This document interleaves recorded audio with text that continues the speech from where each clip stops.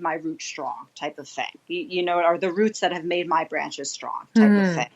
But you're still the And tree. yeah, right, exactly. Mm-hmm. Um, so it may be a little bit more difficult for you because you've been conditioned by Mm-hmm. your previous teachers to have that belief Mm-hmm. that the guru is the begin all and end all, when really, like, as far as you being an example to your students, you should be the begin all and end all. And you Mm-hmm. can, you know, you guys have your little mantra that you have at your end of class, that you thank your teachers before you and all that stuff. And not that that should end or that should change, but you should give credit where credit is due. Like, you're a wonderful woman doing wonderful Mm-hmm. things for your community and your students and all that stuff. And not that you need to be some like egomaniac about it, Mm-hmm. but and it's not something that you really need to like vocalize. You're like, you know, don't you know who I am type of Mm-hmm. thing. But it should be a mindset of that you are good enough. You know, you Mm-hmm. know, you don't need to be like, well, this is all about Sharon and David. You know, props to Sharon and David. Like, Yeah. yes, give them props. They deserve it. They trained you. They're your fucking teachers. Yeah. Yeah. Like absolutely. But at some point, just like as a child leaves the home and goes off into their own, Hmm. like, you know, so should you. Yeah, no, it's really interesting what you're saying as well about, you know, how you have like, because I'm the same. Like, you do get also like lots of inspirations, and you know, from different types of people, and even Totally. different types of methods, like, or any other sort of thing that's happening in your life that you're, you know, you're grabbing. I mean, I have like get inspiration from music, I get inspiration from movies, I get inspiration, you know, from cookbooks, I get inspiration from all kinds of stuff, you know, but it's blending that all together. But it's really interesting what you're saying as well about, it sounds like for you, your journey was way more already by yourself a lot, and really like going through becoming that teacher, like really on your own. And that's, I think that is a really wonderful, yeah, a wonderful way of like, you know, of becoming, you know, as well. And it was funny, like Mick, my teacher, said that a woman once told him that it took her about 12 years before she found her voice, in her teaching of yoga. Do you feel as well that that some things like take that long, or did it take that long for you? It did. I mean, even though I had deep thoughts, always, you know, being able to vocalize them was a big challenge for me. Like, Hmm. you know, any energy healer that ever saw me was just like, oh, throat chakra. Yeah. Oh, even yeah, Fishuda, fishuda. even when I got sick as a kid, it was always ear, nose, and throat, ear, nose, and throat, ear, Okay. nose, and throat. When I got injured, it was shoulders and neck. It was just Hmm. like, it was always here. And I don't, you know, I wish I could put my finger on like the day that was just like, it finally just, I was just like, you know, this needs to happen or whatever.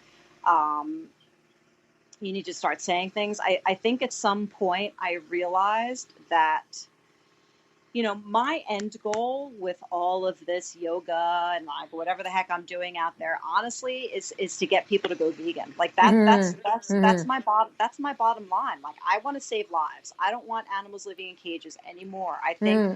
I think we are beyond that. I think we are better than that, and I think that it's important. And I think that at some point I said to myself, in order for me to get this message through in a way that people are going to be moved by it, I need to start talking more about it. Hmm. So, you know, like I said, I don't know, I can't put a finger on a day or a year or when that happened, but it was a process of, you Yeah. know, this opening. I started oming. Like, I never omed in the front of the room. Like, Hmm. you know, you could ask my students that have been practicing with me for 20 years. Like, I never did. That was probably, I probably started doing that maybe like halfway through, like a decade in. Because I was shy. Like, vocally, I was very, very shy. I was Hmm. very extroverted in every other way with my look and my mannerisms and dancing, you know, half naked on tables or whatever I wanted to do. But, you know, as far as me like speaking or Hmm. finding my voice as a teacher, Yeah. it took a minute. Yeah, it Yeah. took a little longer than maybe Wow. I would have liked, but it happened nonetheless. No, it's really good. And I'm so glad that you just said that, because I think that to me also is the thing. It's like, you know, just using that mat and using the, you know, the platform of yoga as a platform to speak up for the ones who can't speak for themselves. It's really a really wonderful thing. Even though I said that was the last question, one more question. Because, I'm just like, because you say something, then you say something, and I'm like, oh, but wait, then I also have this question now. Like, if you say something this, like, then I have this question.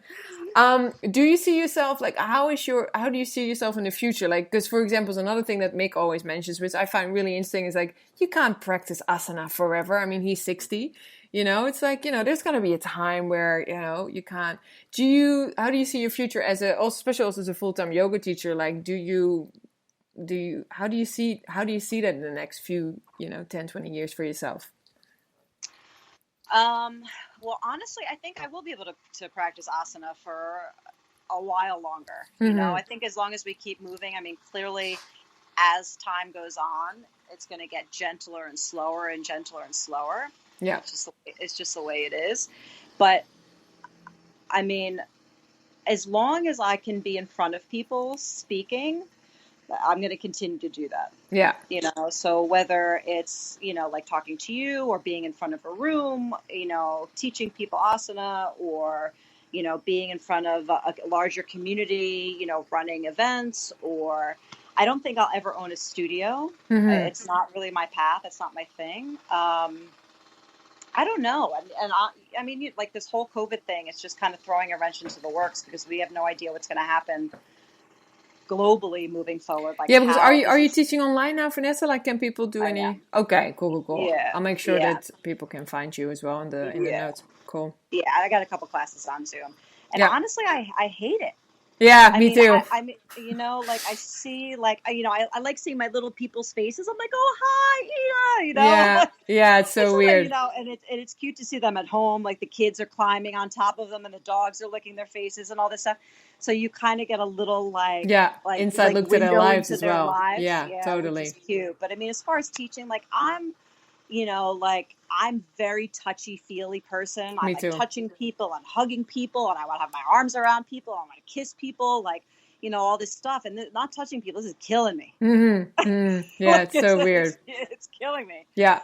So I don't know how things are going to change.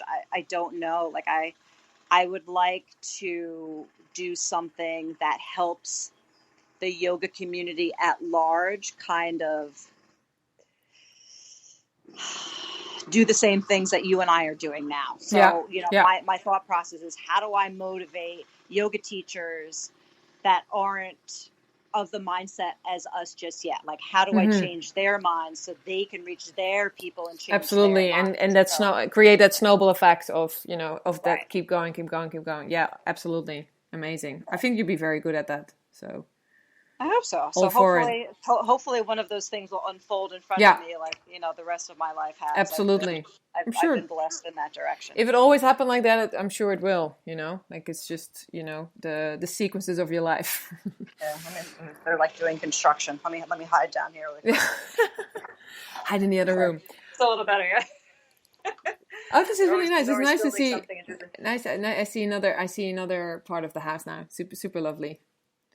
Yes. Well, I truly hope also, like, well, if it's all happening in September, who knows? Maybe I can already, if things are allowed here as well, I can come and check out your your Headstand for Hunger event, because it sounds amazing. And that would be great. In general, I'd love to. September is beautiful here. I'd love to come and see the ocean from your living room. Anyway, like that's an amazing thing. I want to thank you so much, Vanessa, for doing this podcast. Really, really appreciate it. Is there anything you feel like I've left out? Is there an important message that you didn't get across? No, I think you did an excellent job. Oh, thanks, darling. Thank you so much. Thanks, darling. The girl with the pink hair. What's her name? The girl with the pink hair. What's her name? She did a great job. Thank you so much. I'll make sure people can follow you as I follow you, and all the information will be in the notes. And for everybody that listened, definitely check out the wonderful Vanessa, and be good to yourself, be good to others, especially the animals. Don't you think, Vanessa? Yes. Of course. Ciao, guys. Thank you so much.